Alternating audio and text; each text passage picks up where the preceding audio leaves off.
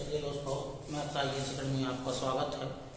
भारत के जो माइक्रो जो क्षेत्र थे उसके बारे में आपको जो क्रम से जो वीडियो दिए जा रहे हैं उसी क्रम में जो इसके पहले आपको जो वीडियो दिया गया था वो सतपुड़ा पर्वतीय क्षेत्र के बारे में जानकारी दी गई थी। उसी क्रम में जो जो आपको जानकारी दे रहे हैं वो दंडकारण्य पठारी क्षेत्र या दंडकारण्य प्रदेश के बारे में आपको जानकारी दे रहे हैं। तो उसकी लोकेशन देख लीजिएगा, ये दंडकारण्य पठारी क्षेत्र है। दंडकारण्य पठारी क्षेत्र, ये दंडकारण्य पठारी क्षेत्र है या दंडकारण्य प्रदेश है। इस दंडकारण्य प्रदेश का जो विस्तार है मुख्य रूप से जो विस्तार है, विस्तार में देख लीजिएगा, विस्तार जो मुख्य रूप से है वो यानी कि जो विस्तार है वो आंध्र प्रदेश हो गया, उड़ीसा हो गया है, महाराष्ट्र हो गया है, महाराष्ट्र में, और मुख्य रूप से जो विस्तार है वो छत्तीसगढ़ राज्य में इसका मुख्य रूप से विस्तार है। छत्तीसगढ़ राज्य में इसका मुख्य रूप से विस्तार है। तो विस्तार की लोकेशन में देख लीजिएगा, आंध्र प्रदेश, छत्तीसगढ़, महाराष्ट्र, उड़ीसा, और जो आंध्र प्रदेश का ही जो भाग था वो तेलंगाना राज्य है, यानी कि तेलंगाना में इसका भी विस्तार है। तो ये इतना यानी कि 5 राज्यों में इसका विस्तार है। जो दंडकारण्य प्रदेश है वो मुख्य रूप से जो छत्तीसगढ़ बेसिन है, जो छत्तीसगढ़ बेसिन के दक्षिण में है। छत्तीसगढ़ बेसिन के दक्षिण में इसका विस्तार है, छत्तीसगढ़ बेसिन के दक्षिण में है। ये दंडकारण्य प्रदेश इतना राज्यों में 5 राज्यों में इसका विस्तार है। 5 राज्यों में विस्तार होने के साथ साथ में इस क्षेत्र में आइएगा तो इस क्षेत्र में एक छोटी सी पहाड़ी है, अबुझमाड़ नाम की पहाड़ी है। इस सेगमेंट की पूर्वी पश्चिमी भाग में अबुझमाड़ नाम की एक पहाड़ी है, छोटी सी पहाड़ी है, दंडकारण्य प्रदेश के क्षेत्र में है। इसके दक्षिण में जाएंगे तो जो बस्तर का पठार है, बस्तर का पठार संलग्न है, और दक्षिण बस्तर के पठार के और दक्षिण में जाएंगे तो बस्तर का मैदान हो जाएगा, ये मैदानी क्षेत्र में है। तो जो दंडकारण्य प्रदेश है, दंडकारण्य प्रदेश के उत्तर में छत्तीसगढ़ का मैदान, और पश्चिमी क्षेत्र में जाएंगे तो अबुझमाड़ की पहाड़ियां, दक्षिणी क्षेत्र में जाएंगे तो बस्तर का पठार, और जो पूर्वी भाग है ये पूर्वी भाग यानी कि जो पूर्वी घाट है उससे संलग्न पर्वतीय क्षेत्र है। तो इसकी लोकेशन है, इसकी चारों ओर की संरचना आपको दिखा दी गई है। तो दंडकारण्य जो क्षेत्र है या प्रदेश है, इसका जो उल्लेख मिलता है वो रामायण में भी इसका उल्लेख है। दंडक वन के नाम से इसे जाना जाता है। 14 वर्ष के वनवासी क्षेत्र यानी कि 14 वर्ष के वनवास के समय में जो भगवान श्री राम थे उन्होंने कुछ समय इस दंडक प्रदेश में व्यतीत किया था। तो ये और प्राचीन जो प्राचीन यानी कि रामायण काल में इसका उल्लेख है। अब इसकी लोकेशन में देखिएगा कि यहाँ पर क्योंकि खनिज संसाधन की दृष्टि से छत्तीसगढ़ का जो मुख्य क्षेत्र है धारवाड़ संरचना से निर्मित है। धारवाड़ जो संरचना जहां भारत में पाई जाएगी वहां पर बहुमूल्य जो धातुएं होंगी उनका उत्खनन वहां पर होता है, बहुमूल्य धातुएं पाई जाती हैं। तो दंडकारण्य प्रदेश है, दंडकारण्य पठारी क्षेत्र है, उसका संबंध धारवाड़ संरचना से है। और ये छत्तीसगढ़ बेसिन के दक्षिण में है, यानी कि छत्तीसगढ़ राज्य में मुख्य विस्तार है। यानी कि जो छत्तीसगढ़ का जो कुल क्षेत्रफल है वो कुल क्षेत्रफल का 29% भाग दंडकारण्य पठारी क्षेत्र के अंतर्गत आता है।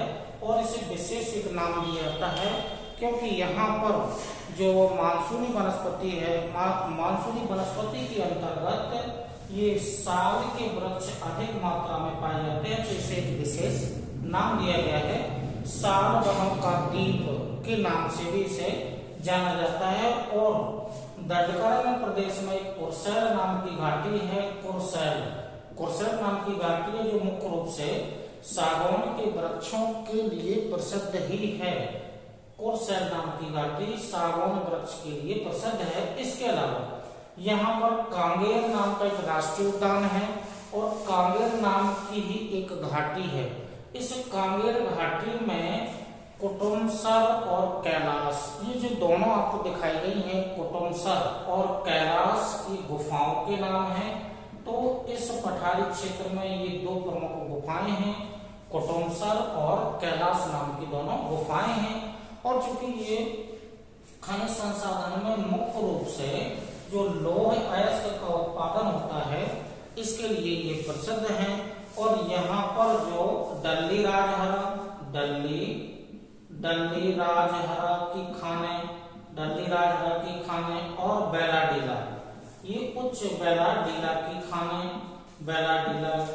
खाने, ये जो दो खाने हैं ये उच्च किस्म के लौह अयस्क उत्पादन के लिए प्रसिद्ध हैं। डल्ली राजहरा की खाने और बेलाडीला की खाने। तो ये जो दंडकर्ण जो पठारी क्षेत्र है मुख्य रूप से उच्च किस्म के लौह अयस्क उत्पादन के लिए प्रसिद्ध है। दो खाने हो गए हैं, डल्ली राजहरा और बेलाडीला की खाने हो गई हैं।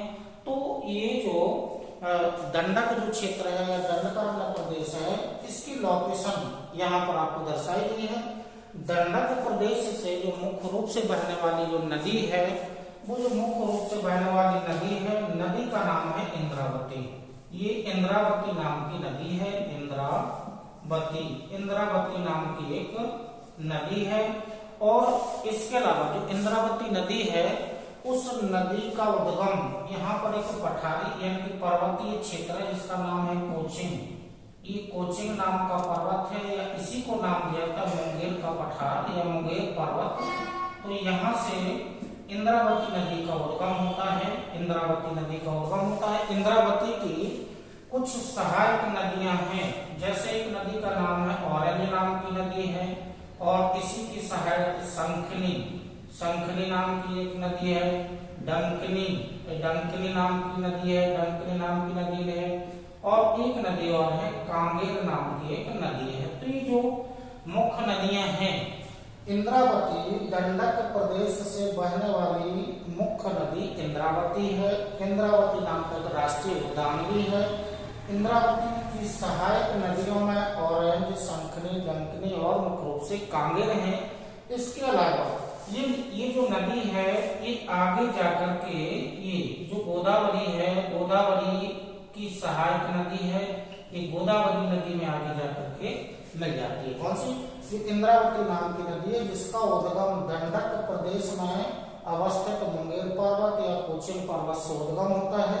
दंडक पठारी क्षेत्र से दक्षिण की ओर बहती हुई आगे जो गोदावरी नदी तंत्र है, गोदावरी अपवाह तंत्र है, उसमें जाकर के मिल जाती है। इसके अलावा इस पठारी क्षेत्र में इंद्रावती के अलावा अन्य नदियां भी हैं, जैसे एक नदी है सोलेरो नाम की एक नदी है, सोलेरो नाम की नदी है, और एक नदी सोलेरो है, और मुख्य नदी है कि सोलेरो भी इसी दंडक प्रदेश से होकर के बहती है।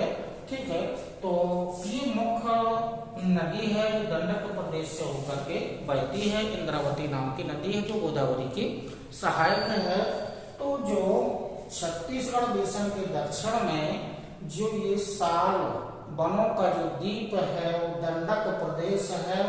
इसका विस्तार इतने राज्यों में है, और ये कांगेर घाटी के नाम से, या जो यहाँ पर गुफाएं हैं कुटुम्बसर, या जो खानों के नाम है डल्ली राजहरा, बेलाडीला, ये दो खानों के नाम मुख्य हैं। इनसे ज्यादा प्रश्न होते हैं कंपटीशन में, डल्ली राजहरा और बेलाडीला की खाना।